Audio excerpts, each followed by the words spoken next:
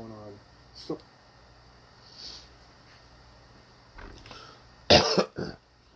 Good morning, good morning. Let's see who's out there.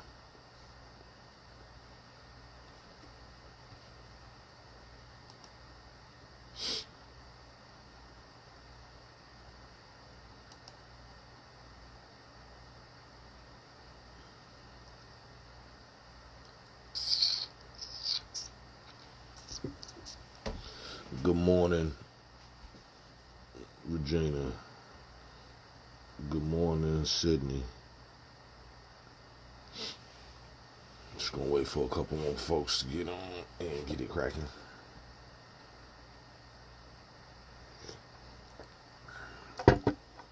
Man, what's good? How are you? Alright. Joseph, good morning. Mecca, good morning. Good morning.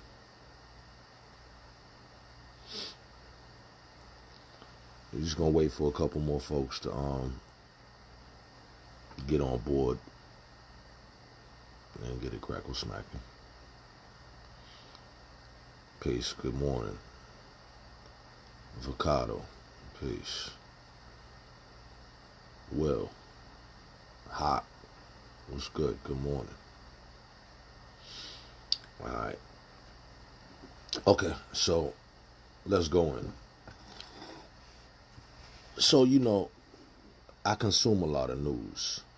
And, just watching this thing, we're really, we in the reality presidency, if you will.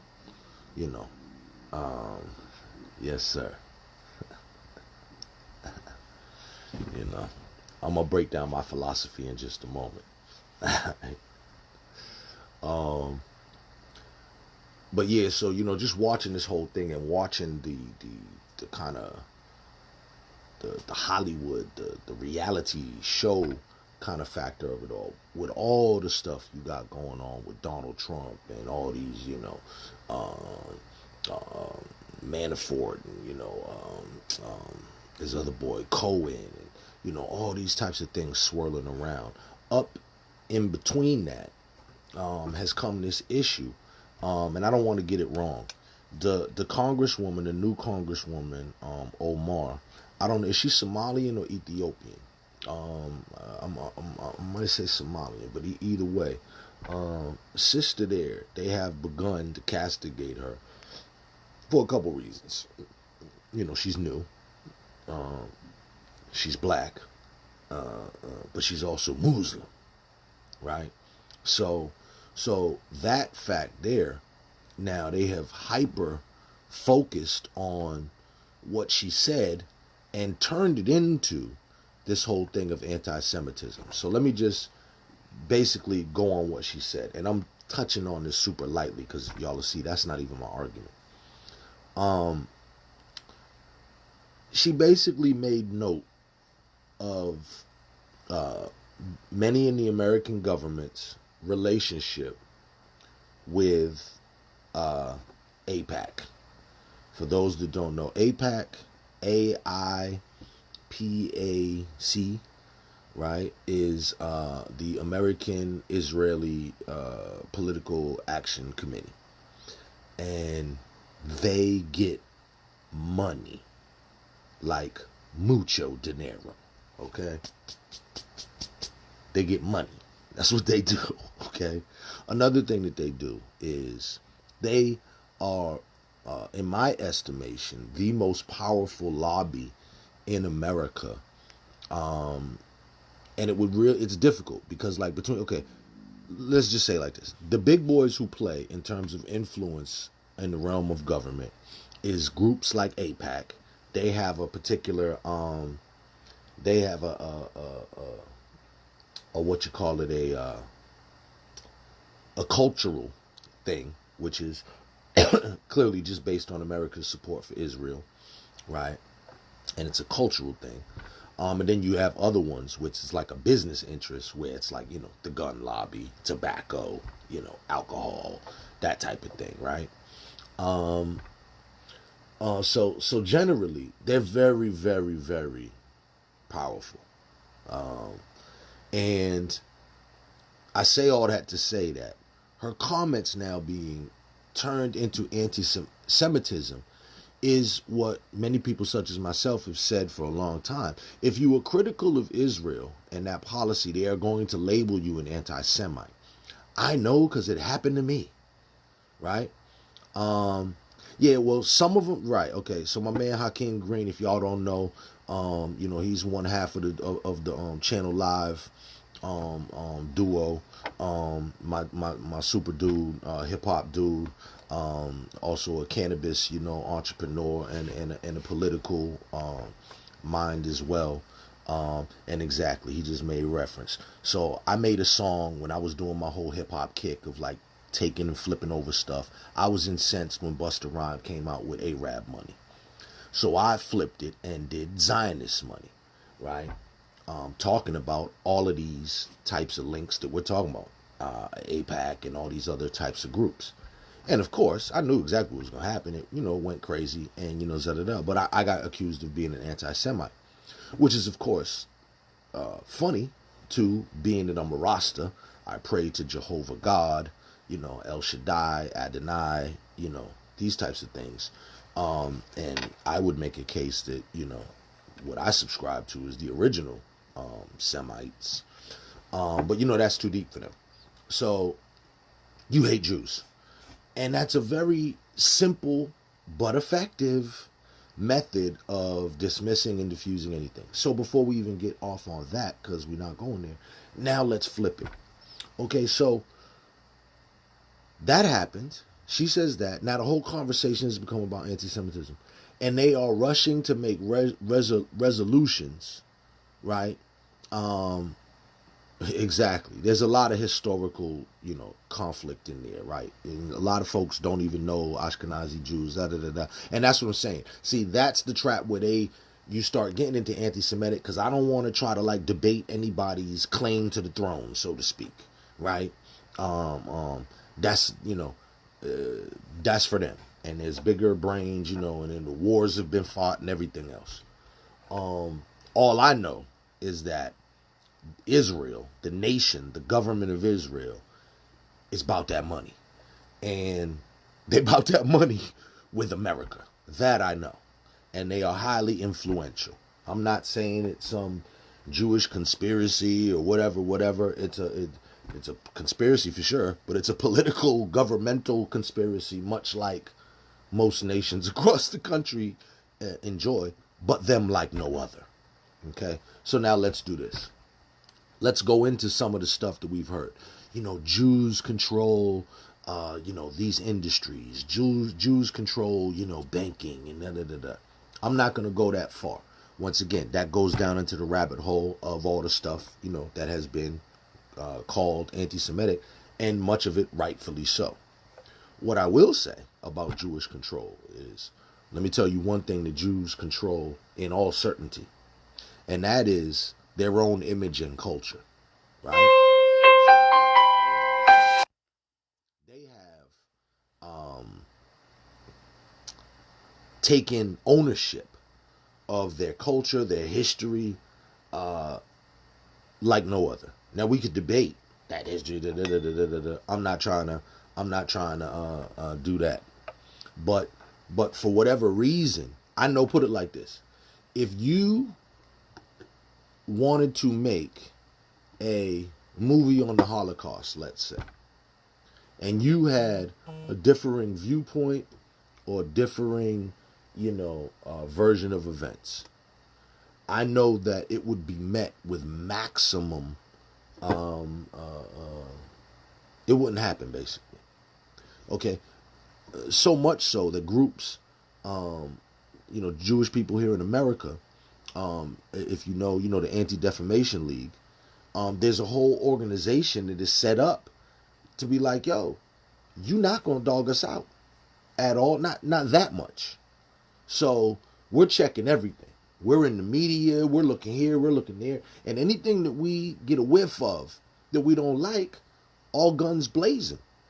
And if you notice the Jewish ownership of the culture and all that, what's their slogan? Never forget, never again, right? Meanwhile, for whatever reason, black people, we seem to suffer from the exact opposite effect. Our pain, our trauma is not heard. It's not recognized. We're told, instead of never forget, we're told forget it. Why are you still complaining? Get over it. All that type of stuff is generally how we're met.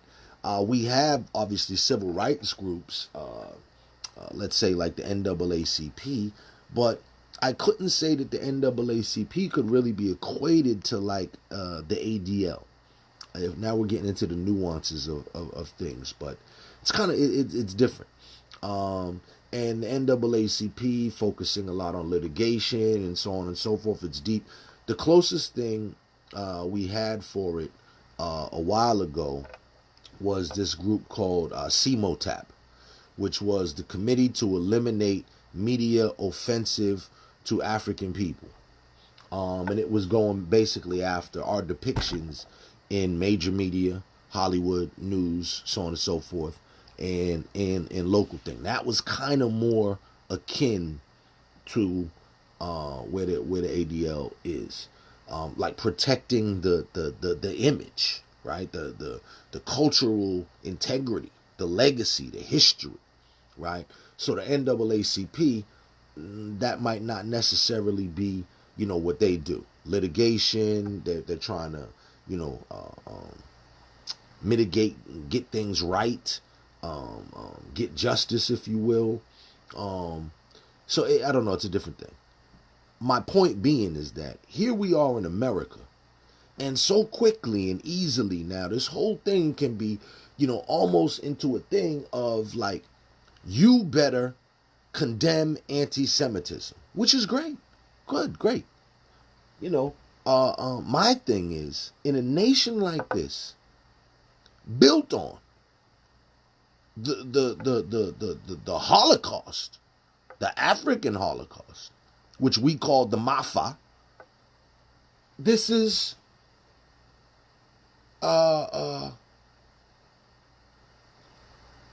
it's disrespectful. It's disrespectful. And see, we can't, people always say, you don't want to get into like the pain Olympics, right? And all that type of thing. But imagine this. The American Congress is now almost being forced to make a bold and public statement to say, I don't get down with no anti-Semitism and I don't tolerate that, which I'm all grateful. But meanwhile, we've had Ku Klux Klan members in the Congress. Right? We're talking about an anti-lynching bill in 2019. Not 1955. So my thing is that, and this is almost, you're right, Israel's doing to Palestine is anti-Semitism. And it's, it's damn near, getting to be, it's an attempted genocide almost, like, certainly it's, a hostile takeover. And it's just, everybody has said that now. Now I say that, they say, oh, you're anti-Semitic. But the UN said that. Everybody said that. Countries around the world have said that ain't kosher, no pun intended. Right? So my thing is, for us as black people, where all of these things have happened, and have happened for so long, and continue to happen, and I use this example here in Boston. This happened to be with the LGBTQ community.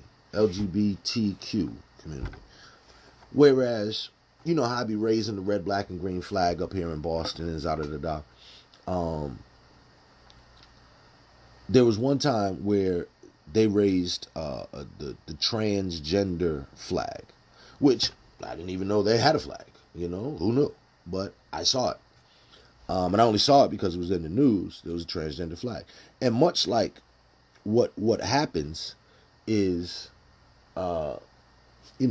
you put your thing up on Monday, but then there's something else scheduled on Wednesday, so your thing comes down on Wednesday. And some people who are your supporters might be like, yo, why'd the flag come down so quick? And they're already thinking like, yo, conspiracy, whatever. So in this case, it happened with the transgender flag. And boy, oh boy, oh boy, did the LGBT community, say, yo, what's up with that? Okay? And the mayor and the city had to acquiesce. And they took the flag and they put it in another location. But more than that, they were forced, because of the controversy, to make a statement saying that we support, we affirm, we stand in solidarity with the LGBT community. All I'm saying is that there has never been these types of statements of affirmation for black people who represent the largest group, have been here the longest, not by our own, will, right? Have put in and paid in the most to the system, fought in every war, taxpayers, this, that, the other, all that stuff, right? And yet, we get the least amount of respect. Other groups, and I'm not, once again, please don't get this twisted. I don't want the progressive police coming after me. I'm using this as an analysis comparison, not as a comparison.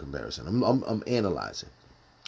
Other groups, like, let's take the LGBTQ, they were certainly marginalized, right? And suffered whatever, I just watched a movie on what was the club in Studio 54, 52, whatever it was. And how like the gay people there, it wasn't cool to be gay. Some people say it's still not cool to be gay. You can still get, repression and negative, whatever, shunned for that or whatever. Obviously it's becoming less and less. But my point at that time, you could say you could come out as gay, you could lose your job, not so much anymore, right? So in any event, while these things were happening, look how quickly that community was able to galvanize and get power, actual political power, like buy stuff, sections of town, whole business markets, and all that type of stuff.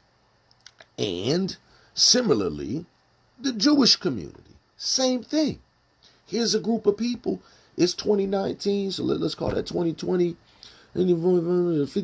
So you're talking about basically 70 years ago was the Holocaust and World War II and all this.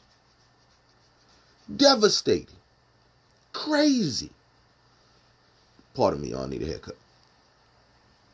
And then since that time, though, these people have been able to galvanize, come together, develop business, entire, industries and infrastructures, work together while maintaining their culture and keeping it intact, and also, too, at the same time, while defending any attack against it.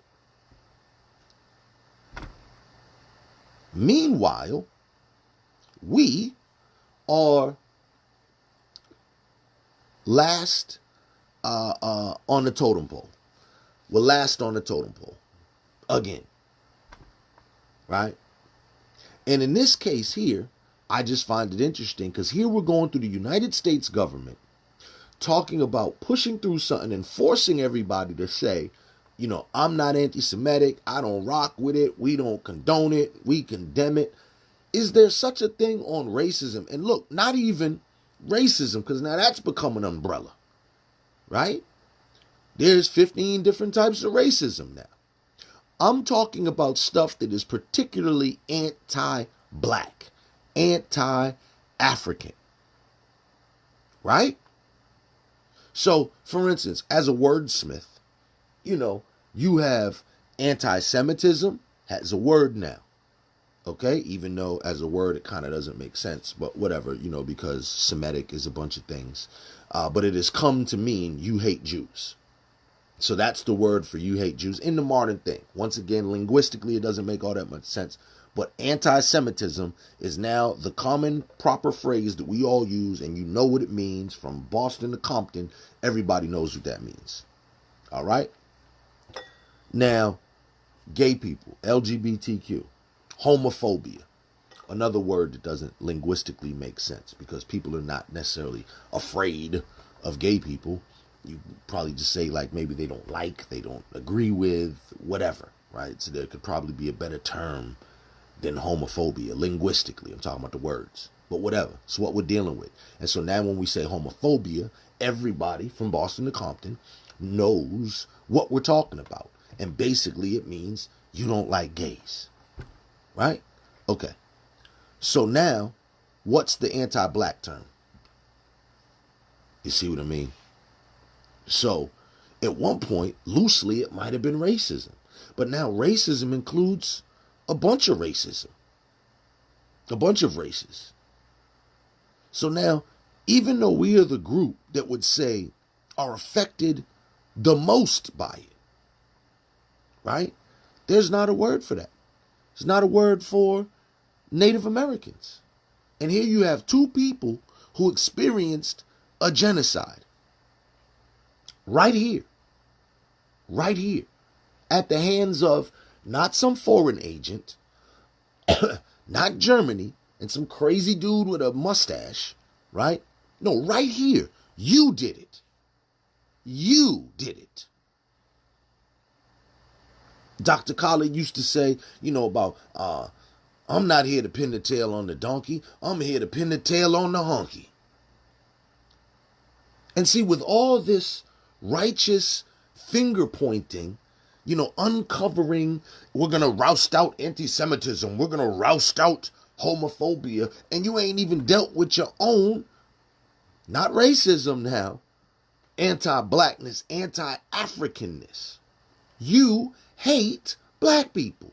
It's a deep-seated hatred, disrespect. Man, they want us dead. Right? But make the bed first.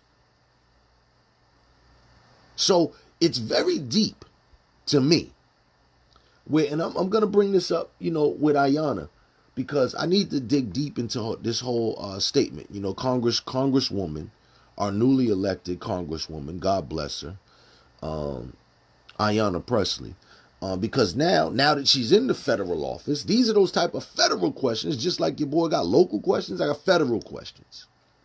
So now the federal question is, what's the language to get America to say that they condemn anti-blackness from a body that has contributed to anti-blackness and anti-Africanness, never ever issued an apology for slavery, right?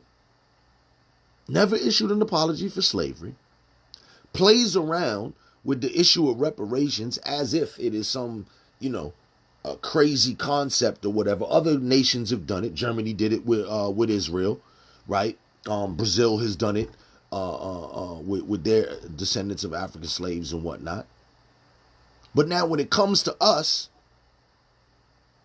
it gets mixed up. And somehow it's crazy talk. When to me, this is just so logical. Could we even get America, like in Congress, like a statement? We, are against anything that is against black people. We stand in solidarity.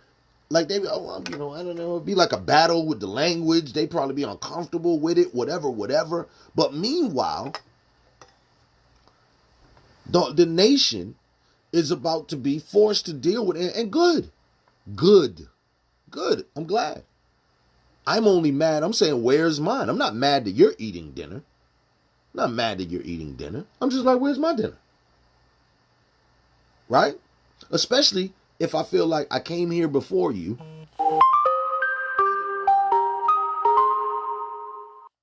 Right, that's what I said. Like, they want us dead, but make the bed first. Right? We're useful as, in service.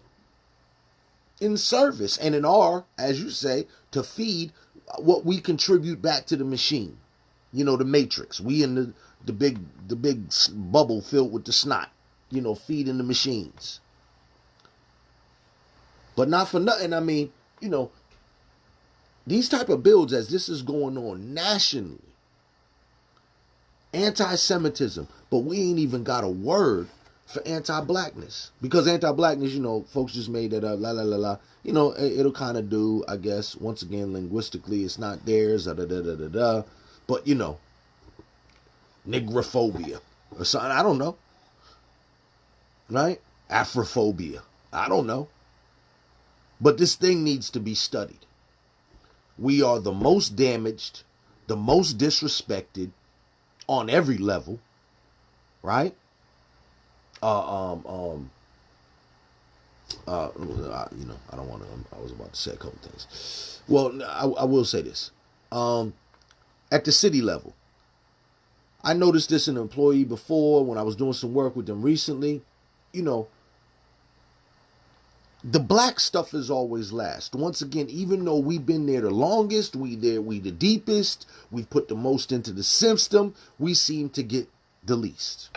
Other groups, even other, whatever you want to call them, ethnic, cultural, or racial groups, have seemed to, you know, leapfrogged us in regards to being able to progress or attain whatever little sliver of the American dream they can, you know, crack off. This is something to be examined, Joe. It's something to be examined, right? And so in all this talk now, everybody in Congress is going to have to deal with this thing and be forced to take a position on anti-Semitism. Could we do the same on the black tip? And that would go for the black people too. Because, for instance, like, are all the Jewish Congress people are going to have to sign on and say they're not for anti-Semitism as well, even though you would think that would be, you know, kind of duh, right?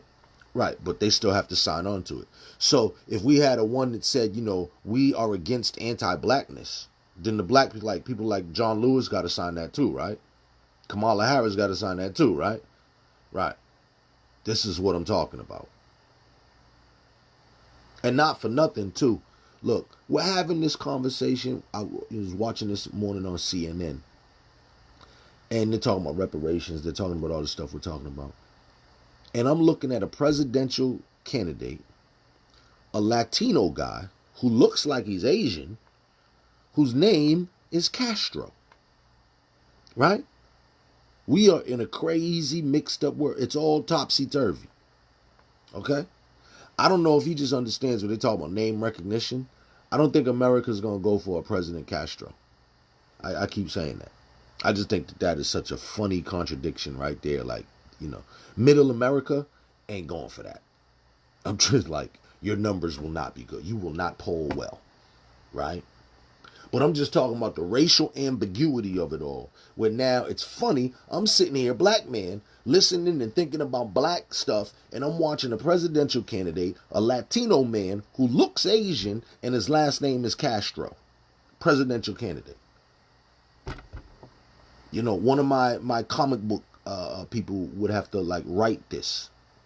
This is like a Twilight Zone scenario. And we're going to condemn the Muslim woman who just brought up, I don't know, the obvious about the Israel and American relations, about AIPAC and the money that they get, which everybody knows about. And not for nothing, that's why everybody is like, she done set off a ripple effect because everybody is scared, like everybody's scared to talk about that. So, folks better really think about that for real. Okay? And I don't mind seeing any other group, including LGBTQ. I look at it as a numbers guy. I look at it like, you know, I'm looking at it's a chart. And so a new group emerges, whatever. You know, in another 10 years, a new group, whatever. I'm a technophile. Whoa, who are these technophiles? They want to plug in. They got cell phones plugged in directly to their forehead or whatever. Now they're a new group, and now they are demanding rights and accommodations. And this is the way the society works. And I don't have to agree with that thing or particularly like that culture or whatever. It doesn't matter to me. I get, you know, people's self-determination, right? So I don't care about that. What I care about is, why is mine impeded? Why is mine blocked? Right? And how do we unblock it and unstick it? I don't care if, green midgets get rights. I don't care if, one-armed people who jump rope get it. I don't care. I care why we don't have it. Why have black people not been able to successfully parlay access into the system that it works for us the way that it has worked for so many others? Many others who have contributed less than we have, been here less than we have, and so on and so forth. So I just don't understand it. It ain't fair. Okay? And once again, between black people and Native American people, both of which tragedies happened on this soil, right? I don't get how America has the nerve, the moral, audacity to pick and say, we are going to do this while continuously ignoring that. It's weird. It's weird. It's weird. It's weird to me. So I don't get it, but that could just be me. So yes, due to anti-Semitism. And look, I can't define it. I'll let y'all lawyers and linguistic experts and cultural experts and, all that, you can define what anti-Semitism is. All right. And write it up, the page and what people are agreeing to not rock with and, all that. Go for it. Go. But where's ours? Where's the black one? And if we try to push that, which I swear to God, I'm going to try to push it. I'm going to ask. Now what happens? Do we get laughed at? Is it taken seriously? Where's our group that defends our image and culture? And once again, y'all, know the difference. It's not the NAACP. The NAACP does like legal, redress, schools, workplace discrimination, so on and so forth. They're not what you're thinking in terms of the NAACP's responsibility is not like they're not the black racist savior, is I guess what I'm trying to say, right? I would submit that I don't know of any group that is just black. Just black. No religious affiliation or nothing. It is just purely for the promotion, the well-being of black people. All black people. I don't know of that group. Right? Once again, the Anti-Defamation League, we don't have anything akin. AIPAC, a political lobby, there is no black lobby. We can't even get in the lobby unless you like a Bagsa. But I'm talking about for real, like how do we begin to access the power and stop, we're in the parking lot. We ain't even watching the game, right? We got to get in the stadium, let alone playing in the game. So we got a lot of work to do, y'all. I'm sorry. I just wanted to put that out there because as I've been watching all this Sunday morning, political analysis and whatnot.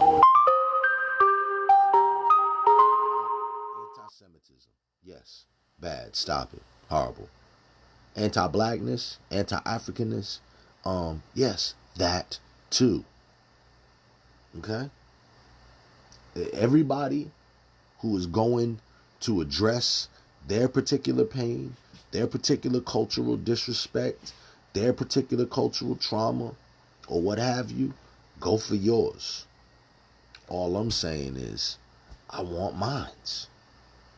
And we've gone for ours for years.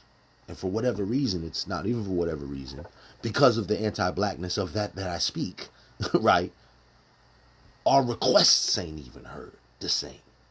Our cries ain't even heard the same. Pardon me. Our pain is not heard the same. We're not taken seriously on that same level. So, In any event, y'all, I'm about to jump off of this.